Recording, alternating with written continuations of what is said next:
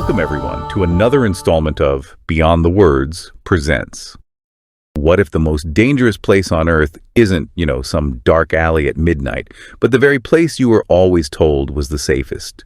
Yeah, that's a chilling thought.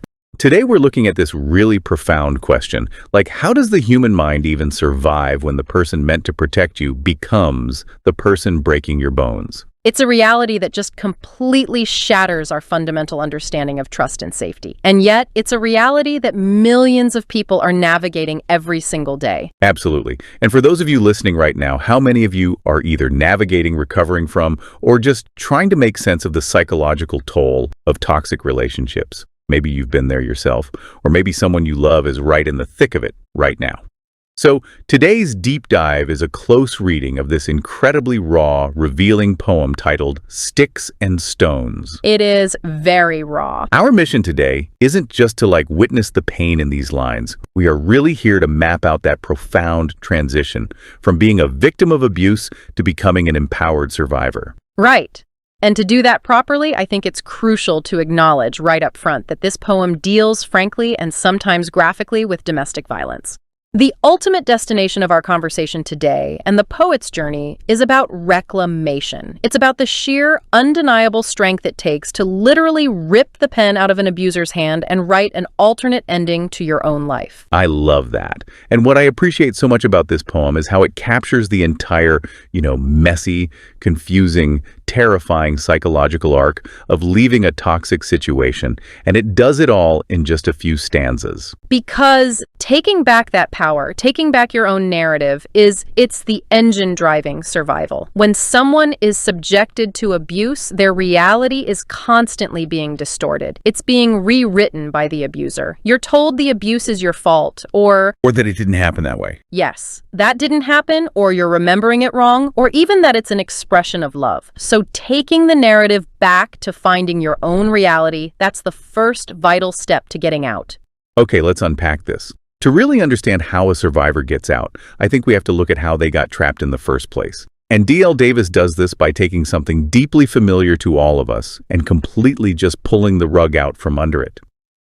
So, the poem opens with that classic childhood nursery rhyme, "Sticks and stones may break my bones." All right, we all know it. But then the very next line twists it into a nightmare with, "But nothing hurts me more than you." It's just a brilliant way to establish the reality of the trauma, because think about how toxic relationships operate in the real world. They often wear the camouflage of safety. Oh, wow. Yeah. The original rhyme, "Sticks and stones may break my bones, but words will never hurt me." It's designed to minimize psychological pain. It neatly categorizes the world for a child. Like physical injury is real, but emotional injury isn't. Exactly. Physical injury from the outside world is the real danger. I've always thought that rhyme was a bit of a bait and switch anyway. I mean, it's a child's defense mechanism. It is a way to cross your fingers behind your back and pretend the bully's words don't actually sting. But here, the author is pushing back on that entire premise. Because in this poem, the physical sticks and stones, they aren't playground metaphors. They are literally the partner's fists and elbows. We get this visceral, horrifying imagery immediately. DL writes, "Busted red lips, eyes black and blue from every pop and blow you through." And the psychological twist there is that despite those busted lips and black eyes, the poet explicitly states, "Nothing hurts me more than you." The physical violence is horrific, of course, but the deeper injury, the one that leaves the longest, most invisible scar, is the profound emotional betrayal. And there's this tragic contrast right after that between the past and the present. The poem continues, "I remember being happy, you were the twinkle in my eye," and then immediately follows it with, "Now all I see are stars from the blunt force of your elbow." That is the exact mechanism of cognitive dissonance that traps so many victims in a cycle of abuse. How so? Well, the twinkle in my eye represents innocence, right? Mutual trust, the idealistic vision of a loving partnership. It's light being used as a symbol of joy. Right, a very common trope. Exactly. But then that exact same imagery of light is violently inverted. Seeing stars isn't a metaphor anymore. It's the literal neurological reality of severe head trauma. Gosh. So the safe space has literally become the source of blunt force trauma. Right. Like you're looking into the eyes of someone who is your twinkle, and the only light you see now is your brain's physiological reaction to them hitting you. I mean, how does a person even begin to process that? Well, that right there is the core of betrayal trauma. See, when we are attacked by a stranger in a dark alley, like you mentioned earlier, our brain knows exactly what to do. Fight or run. Right. Pure instinct. It's simple evolutionary biology. But when the attacker is the person who is supposed to be your safe harbor, your partner, or your spouse, the brain basically short circuits. Because you're supposed to go to them for help. Exactly. You urgently need to flee from the danger, but your biological attachment system is screaming at you to seek comfort from the very person who was hurting you. Wow. That dissonance paralyzes people. It makes the inescapable feel completely paralyzing because the predator and the protector are the exact same person. That brings me to something I have to be completely honest about. Reading the next section of this poem, I was genuinely confused, actually almost laughed, and then immediately felt terrible for laughing because right after describing this horrific, paralyzing physical abuse, DL drops in these jarring, super modern pop culture references. Yes, it is an incredibly abrupt shift in tone. Here's where it gets really interesting. He writes, "You gotta mean swing. Serena ain't got shit on you." Followed by, "Experiencing these slaps and beats by Dre is like living a pimp and hoe video. I mean, Serena Williams, Beats by Dre." Why on earth would someone put a joke or a brand name pun right in the middle of a domestic violence narrative? It almost feels like it undercuts the seriousness of what they're surviving. Is this just, a bad writing choice? No, actually, what's fascinating here is that this is a deeply documented, incredibly common survival tactic. What we are seeing is a psychological defense mechanism known as dissociation, paired with gallows humor. When an individual is faced with a reality that is simply too terrifying to process head-on, especially when they are physically trapped in it, the mind creates distance. It essentially turns down the volume on reality to keep the nervous system from completely collapsing. So, comparing the abuser's swing to Serena Williams' tennis serve, Right. that's the brain creating a buffer. Precisely. If you fully internalize that your partner is systematically beating you, that reality might destroy your psyche entirely. But if your partner is just, an athlete with a mean swing, It's slightly less personal. it's a performance, exactly. By comparing the abuse to a music video or throwing in that pun about slaps and beats by Dre, the speaker is highlighting the grotesque, performative absurdity of their life. They're almost making fun of it. They are taking this incredibly private, suffocating horror and framing it as a cheap public spectacle. Okay, that makes a lot of sense. It's almost like they're saying, this is so violently absurd, it doesn't even feel like my real life anymore. It feels like bad pop culture. It feels like I'm watching myself in a music video from the corner of the ceiling. Exactly. And psychologically, that dissociation is the first necessary step toward rejecting the abuse entirely. Think about it. If the violence is just a surreal music video or a twisted commercial for headphones, then it isn't a reflection of you. It's something happening to you. Yes. It separates the victim's core identity from the victimization. It acts as a psychological shield. Wow. And if you're using humor to pretend your life is just a bad music video, it makes perfect logical sense that you eventually realize you're just playing a character in it, which is exactly where the poem goes next. It shifts into this massive extended metaphor about life being a stage play or a movie. Theatrical metaphors are incredibly common in survivor narratives, actually, and it ties directly back to that feeling of dissociation we just talked about. Right. So the poem says, I don't want to play this role no more. This show called My Life is rough and raw with scenes of the good, the bad, and the ugly. Think about the dynamics of a movie set. To me, it feels like the abuser is this terrible, manipulative director. Imagine you're an actor, right? You sign up for romantic drama. You think you know the script. But then the cameras roll. Once you're on set, the director suddenly forces you to do your own dangerous, unscripted stunts. You're getting physically hurt, but the cameras keep rolling and you're just expected to hit your marks. And you feel obligated to stay on your mark because the director holds all the power, they control the environment, they keep saying, just one more take, it'll be better this time. And what's crucial here is the specific roles DL mentions. He wrote, I will no longer play your punching bag or ragdoll. A ragdoll.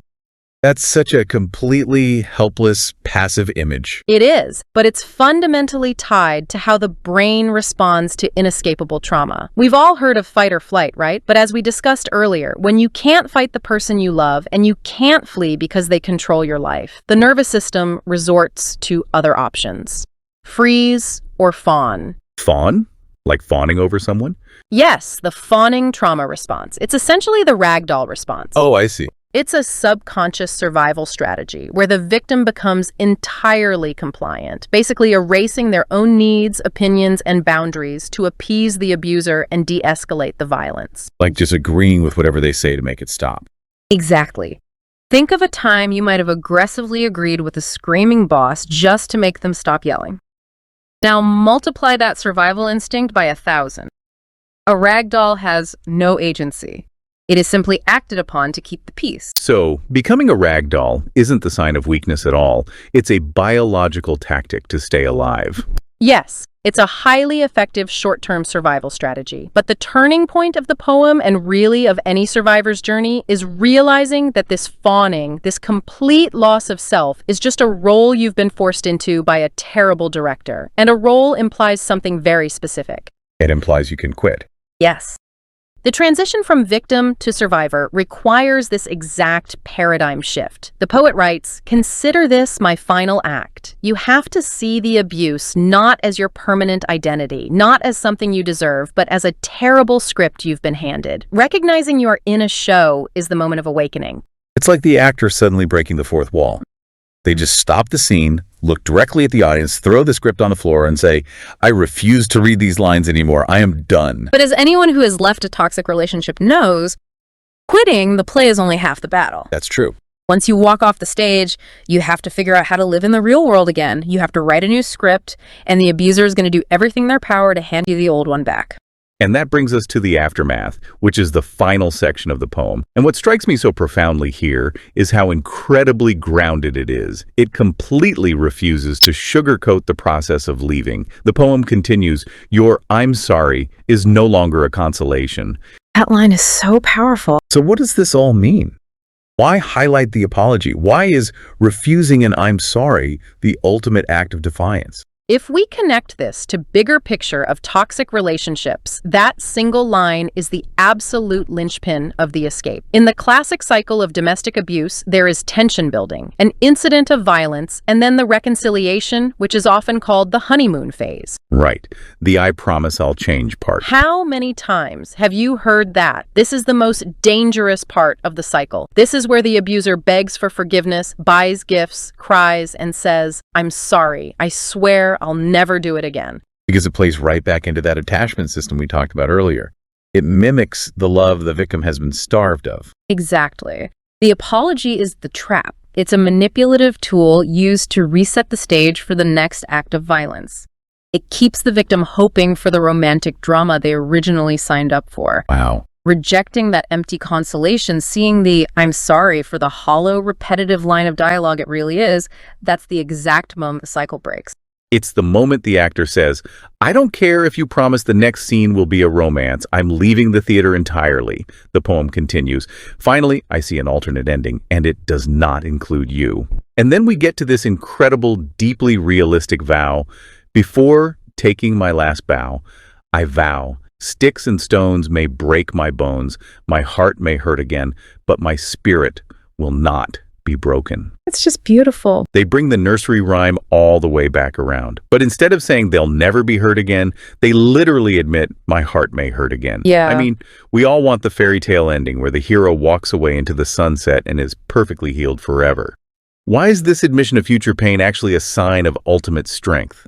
Because the fairy tale ending is a myth, and victims of abuse have survived by being fed myths for years. The myth of I'm sorry, the myth of it was just an accident, the myth that love requires suffering. To become an empowered survivor, you have to root yourself entirely in reality. Oh, that's profound. Acknowledging that my heart may hurt again is an act of profound emotional maturity. So the realism is the source of the strength. You're not pretending the world is a perfectly safe playground anymore. Precisely. True strength isn't about invulnerability to pain. That was the lie of the original nursery rhyme. The lie that words can never hurt you. They do hurt. They really do. Life hurts. Heartbreak happens. Grief happens when you leave a relationship, even a highly toxic one, because you are grieving the loss of what you hoped it would be. Right. The loss of the twinkle in the eye. Exactly. Now, look closely at the distinction DL makes. He separates the heart hurting from the spirit breaking. You can experience deep emotional pain without being destroyed by it. The preservation of the self is the ultimate victory here. The physical bones might have been broken by the sticks and stones. The heart might be grieving. But the core identity, the spirit, remains sovereign and untouchable. That's incredible. By vowing that their spirit will not be broken, the author completes the transition. They are no longer a victim defined by what was done to their body. They're a survivor with total emotional sovereignty. And the poem concludes with this incredibly defiant cinematic line, "And I will never lose myself again." End scene. It's the ultimate reclamation of the director's chair. The abuser doesn't get to call cut, the survivor does. What an intense, necessary journey to walk through today. We started with the visceral, horrifying reality of physical abuse, happening right in the place where a person should have felt most safe. We unpacked the complex psychology of betrayal trauma and how the mind desperately tries to cope through dissociation and dark humor, literally trying to turn a nightmare into a bad music video just to survive the day. And we trace that profound realization, the understanding that if this is a show, and if I am just playing the role of a fawning ragdoll to survive, then I can resign from the role. I can refuse the apology, step off the stage, and demand an alternate ending. For you listening right now, I really want you to think about this in the context of your own life. Reflect on the roles you might be playing in your relationships, in your career, in your family dynamics. Are you the punching bag? Are you the rag doll, constantly erasing your own needs to appease someone else's unhealed trauma or anger? This poem is a masterclass in reminding us that no matter how far into a bad script you find yourself, an alternate ending is always, always possible. The power of saying end scene is that it puts a definitive, uncompromising boundary between the past and the future. It closes the chapter on the abuser entirely. It really does. But you know what happens in a theater after a scene ends? The curtain drops for a moment, the stage goes dark, but then the set is completely changed. The old broken props are thrown out, the lights come back up brighter this time, and a brand new act begins. It makes you wonder, what does that empty stage look like when the survivor is finally the one holding the pen, writing the next scene completely from scratch? Something for you to think about. In closing, we would like to say thank you to D.L. Davis, the poet, for your submissions to the Beyond the Words program. And also, thank you to our listeners. We would not be here without you. Please like, subscribe, and hit that notification button. Join us next time as we go Beyond the Words. Peace.